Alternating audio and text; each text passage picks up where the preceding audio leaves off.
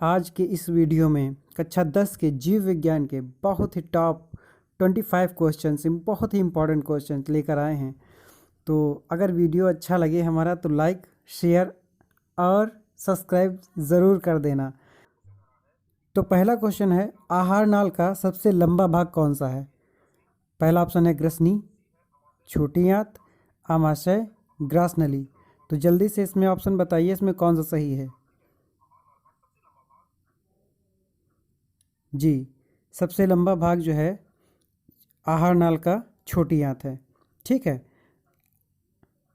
जी, पहला क्वेश्चन जो है इसमें, पहला जो क्वेश्चन इसमें पहले क्वेश्चन का जो राइट आंसर है छोटी आंत है। ठीक, अगला क्वेश्चन नंबर 2 पे आते हैं। अगला क्वेश्चन है, मानव हृदय में कितने कोष्ठ होते हैं? यह क्वेश्चन बहुत इंपॉर्टेंट क्वेश्चन है, बार बार लगातार पूछा गया है क्वेश्चन, इसीलिए फिर जो है हम रिवीजन के तौर पे फिर से मैं टॉप 25 में ले आए हैं, ताकि जिन बच्चों को नहीं पता है तो वो बच्चे भी ध्यान से देख लें। तो जो पहला क्वेश्चन है, जो दूसरा क्वेश्चन है, मानव हृदय में कितने कोष्ठ होते हैं? ऑप्शन नंबर ए बी है 8, एक 4 है, तो 4 वाला ऑप्शन जो है सही हो जाएगा। 4 प्रकोष्ठ होते हैं। 4 प्रकोष्ठ कौन कौन से होते हैं? 2 निलय और 2 आलिंद होते हैं। ठीक, जिसमें बायां निलय, दायां निलय और बायां आलिंद और दायां आलिंद। ठीक है, अगला क्वेश्चन है, अमीबा अपना भोजन पकड़ता है। अमीबा अपना भोजन पकड़ता है, जल्दी बताइए इसका आंसर क्या होगा? अमीबा अपना भोजन पकड़ता है कूटपाद के द्वारा, कोशिका के द्वारा या कुछ लाइसोसोम के द्वारा, इनमें से कोई नहीं। जल्दी बताइए। तो पहला जो कोई ऑप्शन है कूटपाद द्वारा। अमीबा अपना भोजन पकड़ता है किसके द्वारा? कूटपाद के द्वारा पकड़ता है। ठीक, अगला क्वेश्चन है, अगला नेक्स्ट क्वेश्चन आता है, इंसुलिन की कमी के कारण रोग होता है। इंसुलिन की कमी के कारण कौन सा रोग होता है? तो ऑप्शन 4 ऑप्शन दिए गए हैं, जिनमें पहला ऑप्शन है घेंघा, मधुमेह, क्रेटिनिज्म और बौनापन। 4 ऑप्शन हैं आपके सामने आ गए, इनमें से एक क्वेश्चन सही है। इसमें एक ऑप्शन सही है, कौन सा सही है? तो इंसुलिन की कमी से मधुमेह रोग होता है। आपको बता दें कि इंसुलिन जो हार्मोन स्रावित होता है वो मानव के अग्न्याशय में स्रावित होता है। ठीक, अगला क्वेश्चन है कि रक्त में आयरन की कमी से होने वाला एक रोग है। रक्त में आयरन यानी कि कमी से होने वाला रोग कौन सा है? टीबी है, मधुमेह है या एनीमिया या उच्च रक्तचाप? फिर से ऑप्शन बता दे रहे हैं, टीबी, मधुमेह, एनीमिया या उच्च रक्तचाप। तो बताइए इसमें कौन सा ऑप्शन सही होगा?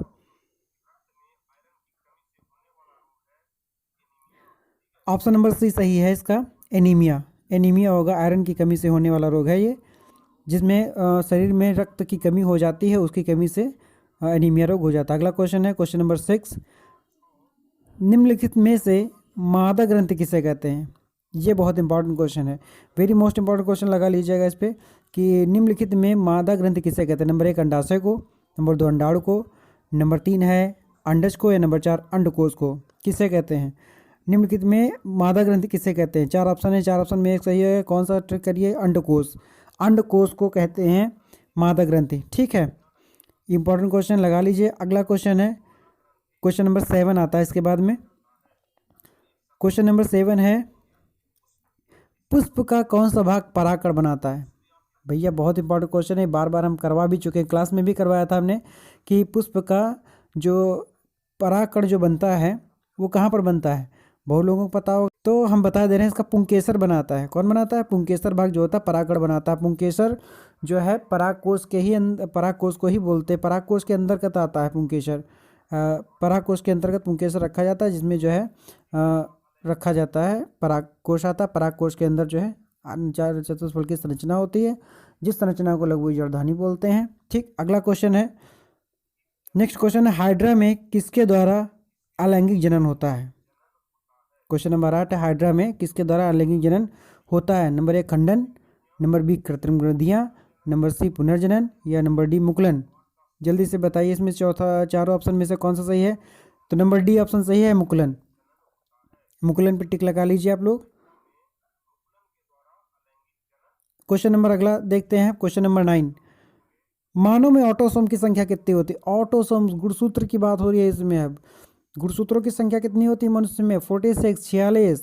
नहीं होती तो 23 जोड़े तो होते हैं, लेकिन समयुग्मकी ऑटोसोम्स कितने होते हैं? 22 जोड़ी। तो टिक लगा लीजिए, 22 जोड़ी सही है इसका आंसर। अगला क्वेश्चन है, गुणसूत्र कहाँ पाए जाते हैं? जी हाँ, ये बहुत इंपॉर्टेंट क्वेश्चन आया कि गुणसूत्र कहाँ पाए जाते हैं।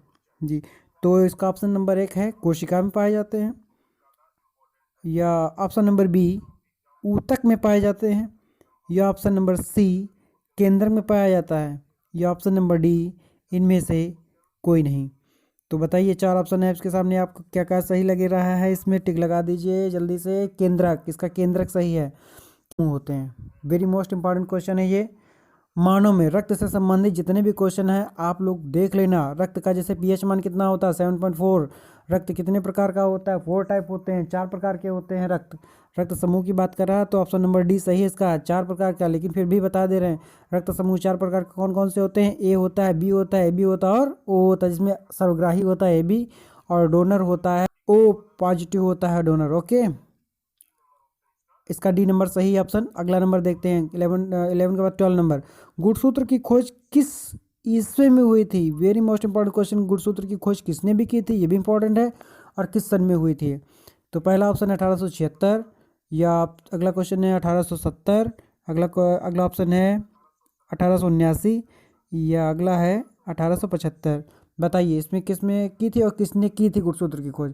गुणसूत्र की खोज स्ट्रासबर्गर ने की थी। ठीक, कब की थी? 1875 ईस्वी में की थी। ठीक है, ये देख लेना, वेरी मोस्ट इंपॉर्टेंट क्वेश्चन ये भी है। अगला क्वेश्चन आता है क्वेश्चन नंबर 13 क्वेश्चन पे चलते हैं अब। मानव में ऑटोसोम की संख्या कितनी होती है? देखिए क्वेश्चन रिपीटेड क्वेश्चन आ गया, फिर से रिपीटेड क्वेश्चन हो गया है। चलिए कोई बात नहीं, देख लेते हैं फिर भी कितने होते हैं इसमें। मानव में ऑटोसोम की संख्या कितनी होती है? तो फिर 22 जोड़ी होती। फिर ये तो रिपीटेड था, कोई बात नहीं, डोंट वरी। अगला क्वेश्चन देखते हैं। सौर कुकर के लिए कौन सा दर्पण सर्वाधिक उपयुक्त होता है? सौर कुकर के लिए सौर कुकर के लिए कौन सा दर्पण सर्वाधिक उपयुक्त होता है? ऑप्शन नंबर ए समतल दर्पण, ऑप्शन नंबर बी उत्तल दर्पण, ऑप्शन नंबर सी अवतल दर्पण, या ऑप्शन नंबर डी इनमें से कोई नहीं। जल्दी से बताइए इसका आंसर क्या होगा, जल्दी बताइए। ऑप्शन नंबर सी सही है इसका, अवतल दर्पण। कौन सा सही है? अवतल दर्पण होता है जो सर्वाधिक उपयुक्त होता है। किसके लिए? सोलर कुकर के लिए। ठीक है, अगला क्वेश्चन, क्वेश्चन नंबर 15 पे चलते हैं अब। क्वेश्चन नंबर 15 है, पवन विद्युत जनित्र में पवन की चाल कम से कम होनी चाहिए। कितनी होनी चाहिए? जो पवन विद्युत जनित्र होता है उसमें जो पवन की चाल होती है वो कम से कम कितनी होनी चाहिए? एवरेज कितना होना चाहिए उस चाल का? तो ऑप्शन नंबर 4 ऑप्शन दिखाई दे रहे हैं आपको। पहला ऑप्शन है 15 kilometre per hours, option number B 150 kilometre per hour, option number D 1.5 kilometre per hour, option number D 1500 kilometre per hour. 4 option दिए गए हैं, इनमें से बताइए जल्दी से क्या सही होगा। फिर से ऑप्शन बता दे रहे हैं, 15 kilometre per hours, 150 kilometre per our, 1.5 kilometre per hour, option number D 1500 kilometre per our. इसमें चारों में से कौन सा सही आपको लग रहा है? जल्दी से टिक कर दीजिए, फिर आगे बढ़ें। क्या होगा इसका ऑप्शन, जल्दी बताइए। तो 15 किलोमीटर पर आवर्स होती है। याद रखना, क्वेश्चन वेरी मोस्ट इंपॉर्टेंट था। अगला तो ऑब्जेक्टिव टाइप का क्वेश्चन है, ऊर्जा का एसआई मात्रक। Very good, very nice question, बहुत इंपॉर्टेंट क्वेश्चन है ये। ऊर्जा का एसआई मात्रक होता है, क्या होता है? Option number A calorie, option number B joule, या ऑप्शन नंबर सी ताप, या ऑप्शन नंबर डी न्यूटन। बताइए जल्दी से क्या होता है? तो ऊर्जा का एसआई मात्रक जूल होता है। हमेशा अपना कैलोरी ना टिक कर देना, जूल होता है। ठीक है, इसके बाद अगला क्वेश्चन आता है 17 नंबर। ओजोन परत के अवक्षय के लिए मुख्य रूप से कौन जिम्मेदार है? बताइए, ओजोन परत के अवक्षय के लिए मुख्य रूप से कौन जिम्मेदार है? बताइए कौन सी गैस सबसे खतरनाक गैस है? CO2 है, या SO2 है, या CFC, या NO2? कौन है सबसे खतरनाक जो ओजोन परत को हानि पहुंचा रही है? तो सबसे खतरनाक गैस कौन सी है? CFC जिसको बोलते हैं। CFC का पूरा नाम बताइए, क्या फुल फॉर्म क्या है CFC का? जल्दी बताइए। CFC का क्लोरोफ्लोरोकार्बन है इसका, सबसे जहरीली गैस का दर्जा भी दिया गया है इसको। ठीक है, क्वेश्चन नंबर 18, यूरो सेकंड का संबंध है किससे है? वायु प्रदूषण से है, या जल प्रदूषण से है, या मृदा प्रदूषण से है, या इनमें से कोई नहीं। 4 ऑप्शन दिए गए हैं आपके सामने, तो यूरो सेकेंड का संबंध वायु प्रदूषण से है, याद रखना। ये वेरी मोस्ट इम्पॉर्टेंट क्वेश्चन है और ये बार बार भी पूछा, ये भी क्वेश्चन बहुत बार पूछा गया है। तो अगला क्वेश्चन चलते हैं क्वेश्चन नंबर 19 पर कि एक सर्वाहारी जीव है। एक सर्वाहारी जीव कौन सा होता है? जो सब कुछ खा लेता है, जो शाकाहारी भी होता है और मांसाहारी भी होता है, उसको बोलते हैं सर्वाहारी जीव। तो सर्वाहारी जीव में आपका क्या हो जाएगा? कुत्ता है या बाघ है या गाय है या उपरोक्त सभी, या चारों ऑप्शन सही हैं? तीनों ऑप्शन सही हैं, कौन सा लग रहा है आपको? देखो, जो दोनों चीज़ मतलब शाकाहारी और मांसाहारी दोनों होता है उसको बोलते हैं सर्वाहारी। तो कुत्ता भैया शाकाहारी भी होता है और मांसाहारी भी होता है। कुत्ता टिक कर लेना, ऑप्शन नंबर बी सही है। अगला क्वेश्चन है ओजोन के एक अणु में कितने परमाणु होते हैं? ये मेरी मोस्ट इंपॉर्टेंट क्वेश्चन। ओजोन का जो फार्मूला होता है वो होता है O3। क्या होता है? O3। और ऑक्सीजन का होता है O2। तो जब ऑक्सीजन की बात की जाती है तो ऑक्सीजन में जो परमाणु जो अणु की संख्या होती है तो 2 होती है। और वहीं जब ओजोन की बात की जाती है, ओजोन का फार्मूला होता है O3। तो जब ओजोन का होता है O3 तो ओजोन में जो एक अणु जो हुआ, एक अणु में ओजोन के एक अणु में कितने परमाणु हुए? 3 हुए। तो इसका ऑप्शन क्या हो जाएगा? 3 सही हो जाएगा। ठीक, यानी कि ऑप्शन नंबर आपका सी सही हो जाएगा। ठीक है, अब आगे बढ़ते हैं, क्वेश्चन नंबर 21 पर चलते हैं। क्वेश्चन नंबर 21 है कि चिपको आंदोलन का मुख्य उद्देश्य संरक्षित करना था। क्या संरक्षित करना था? मतलब किसको बचाने के लिए चिपको आंदोलन को चलाया गया था?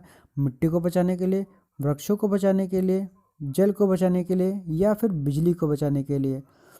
4 ऑप्शन दिए गए हैं। तो चिपको आंदोलन जो संबंधित है वो वृक्षों को बचाने के लिए जो आंदोलन चलाया गया था, जिसमें वृक्षों को काटने के लिए, वृक्षों को काटने से संबंधित है।